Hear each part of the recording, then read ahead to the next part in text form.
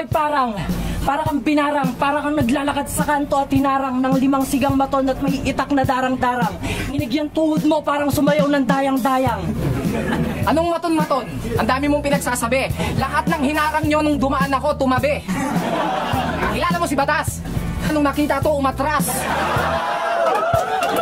Kaya wag kang matigas kung ayaw mong ipatirgas kita sa hininga ni Aklas. Tapos pag ikaw ay nakatakas, dadaling kita sa Batcave ni Smaglas. Alam mo ba kung saan yun? Tatawirin mo yung malabundok na tagyawat ni Mantamat. Hanggang mahulog ang kasing lawak na lawa na bibig ni Sayad. Tapos pag ikaw ay nakahon, ililigaw kita sa masukal na kilay ni Dikta. Kung saan mayroong maliit na batis at nandun ang diwatang si Abra. Bibigay sa'yo ng 3 kahilingan. At dahil uto-uto ka naman, humiling ka. Kaso pagtalikod ng diwata, si Crack pala. Pero wag ka mag-alala, tutulungan ka ng ermitanyong si Basilio.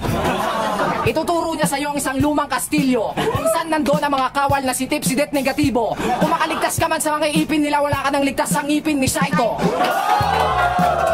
Kasi hindi ako natatakot sa suntok o sa saksak. Kahit kasama niyo si Japorns, protektado ako ni Crack. Ay, wala ka pang balak mo eh. Sinasabi mo kaninang araw daw, anong tingin mo dyan, kalendaryo? Bobo, ang tawag dyan, relo. Relo ha, ito headset. Mo ba kung bakit? Kasi maraming nagtampo. Long hair daw ako pero sumabay lang ako kasi si Enigma nagpakalbo. Nung nawala daw ang hari, nagbago ang galawan. Masyado kayo nagtatampo. Eh nandito lang ako. Inaantay ko lang si Smaglas na makaharap. Pero nandiyan naman si Luni, kanang kamay ko always nakangarat.